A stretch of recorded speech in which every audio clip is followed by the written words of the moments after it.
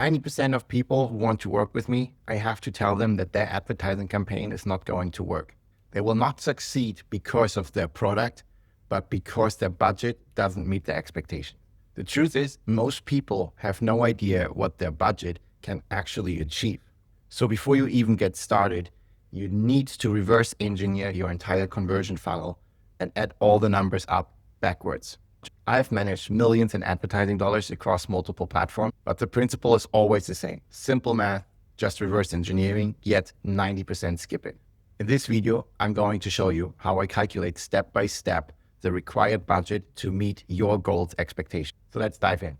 So before we begin with the numbers, let's quickly define the funnel. Normally in advertising, clicks in the top. If you run a display campaign, you might also have impressions, but then you just need to add one layer at the end. From the clicks, you achieve a conversion rate and that generates your leads. Not all leads are qualified, so you also have a drop-off and you only have a certain percentage of marketing qualified leads, MQLs. And from here, also just a percentage becomes a paying customer. If you want to, you can also take this funnel even into more detail and break it down into self-accepted leads, self-qualified leads, opportunity created, whatever your stages are, you can implement them here. Just follow the same logic by adding conversion steps between each of those stages. So now that we have defined our funnel, let's again go it backwards up and calculate. We need to start with the revenue, the money you make for one customer. So let's put this already in one. After, because everything is dynamic, you can play around if you need 100, whatever.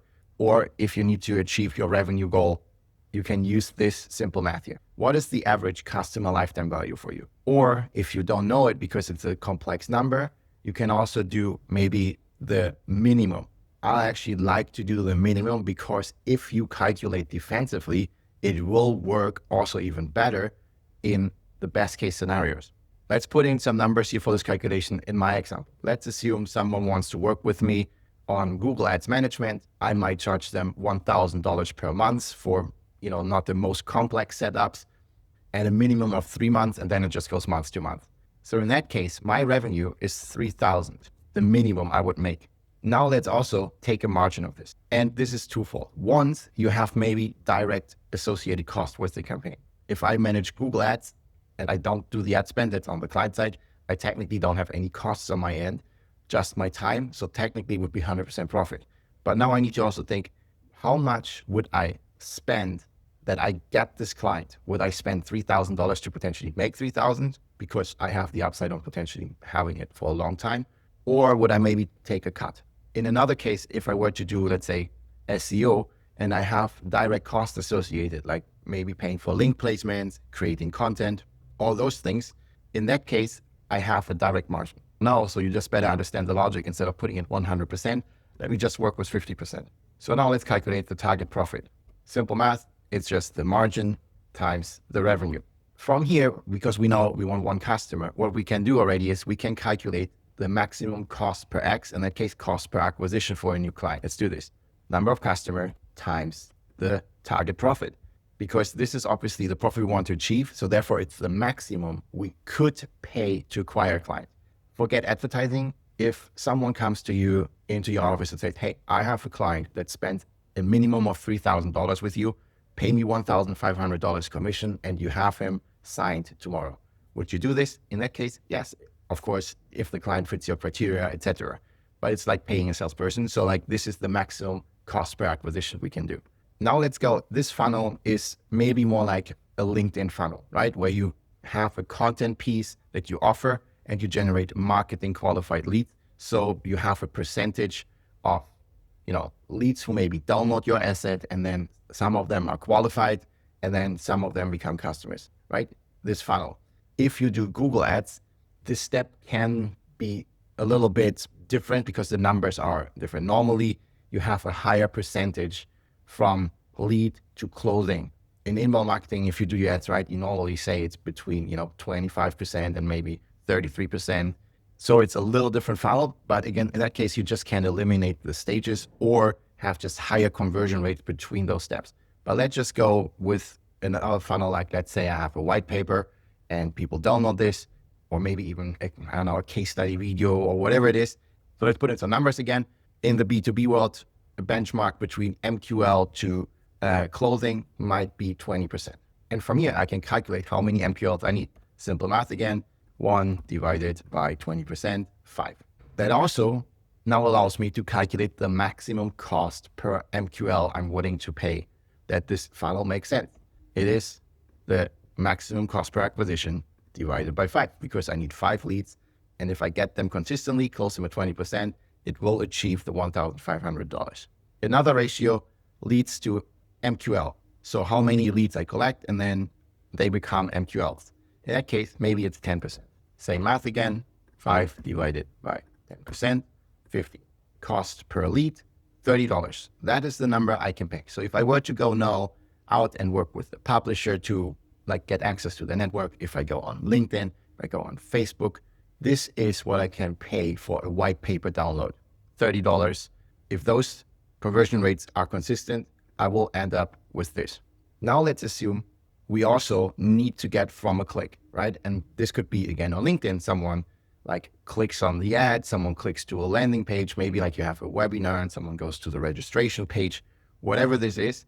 Like normally in B2B, we have conversion rates of like 2%. Of course, if you have a landing page and people are on that page, maybe that landing page converts at 30, 40%. But from an advertising click, it could be between 2 and 5%. Again, it depends really on the funnel and your industry. So maybe let's put in 2%. Again, let's calculate defensively. If we have a higher conversion rate, it's just working out better. From here again, same stuff. I calculate the 50 leads I have by the percentage. So if I have a 2% conversion rate, I want to have 50 leads, I need to have 2,500 clicks. And now this is where most like people think in order to get one customer, you need 100 clicks or whatever, but this is just not true. So again, let's calculate this here, and we end up, this is definitely less, is $0.6 cost per click. And now let's play around with this. You know, let's say I want 50, so I need $70,000 in budget to get 50 customers. Again, as I said, the conversion rates, if you run Google Ads, might be a little different. So let's go back to this funnel in just a second. But let's go now to LinkedIn and plug this in. So how can you now measure this and see, can I run this campaign? So if I go in LinkedIn to the campaign manager and I select, I want lead generation, and then I go into the targeting settings, I don't put anything right in right now. It doesn't matter. I just wanted to show you this forecast here. So here you see, I mean, this is now just targeting Germany as a country and no other targeting filters on that. So why expected cost per lead is $194 to $228 in that case. Let's compare this. I can only pay 30. Like this is very far off. Let's do one other thing. Let's go into the cost per click. We can see what would be the manual bid. So it's around $17. Like the lowest would be $11, euros, almost the same. Let's say it would be $11. It doesn't matter because my cost per click I can pay is 60 cents. Of course, everything changes dramatically, right? If I have here 30,000 and maybe have only 25% margin, obviously things change.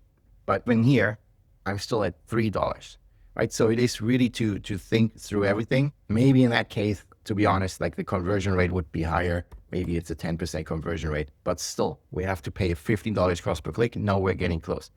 This is not to fake the numbers until it works, but it really helps you to see if your campaign is feasible or not. Can your budget meet the expectations? I mentioned already for Google Ads, it might look very different, right? On Google Ads, we definitely, depending on the industry, I mean, in the B2C, in the home service niches, you can have 15, 17, 20% conversion rate, right? If someone is looking for an emergency locksmith, it converts obviously very well. But in general, let's also go maybe for B2B, again, 2 to 5%. But then what we potentially have is maybe just an overall, let's put it in for simple math, like here, 30% of closing rate. And let's go back to the original numbers I said. So in that case, oh, sorry, I want one customer. So again, we can pay $1,500 for me to acquire a client. And we see then here that I need 167 clicks to get 3 leads And then out of those, I get one customer, right? With a 1/3 conversion rate. Maybe let's make it a little bit more defensive and say, 25. But then I have a cost per click I can pay is $7.50. So if I go into Google Ads and go to the keyword planner, what I can do is I can look for my keywords. So in that case, I just put in Google Ads freelancer, and then I see that the keyword is top of page. Then I can see that the top of page pitch for low range is €6, and then top is 21, right? So it is quite expensive. Now, one thing I need to note already, this is for broad match, right? So if I want to make this actually maybe an exact match, it's likely going to be more expensive. So, but even if I go with the $6, this is already very tight, right? So this is the things you need to know. Let's assume like just random numbers, right? If I would take 100% margin, now this becomes more feasible. Now I can say, okay, I can go with a $6 CPC and potentially then it would work out. I really recommend you do this exercise for your advertising channels. On certain platforms, it's a little bit more difficult, like Facebook. It doesn't give you the best estimates and heavily depend on your creatives, but I'm not a Facebook ads expert. On LinkedIn and Google Ads, you can use the forecast very good to get the feasibility backwards reverse engineered. That sounds is a mouthful. If you want access on how I do this, I will put this into an SOP. You can get access to my entire SOP library by scanning the QR code on the screen or follow the link in the description. And if you need help with your ad management or your marketing, feel free to contact me as well. And if you want to learn on how to calculate the potential ROI of a potential SEO campaign, I recommend you watch this video now.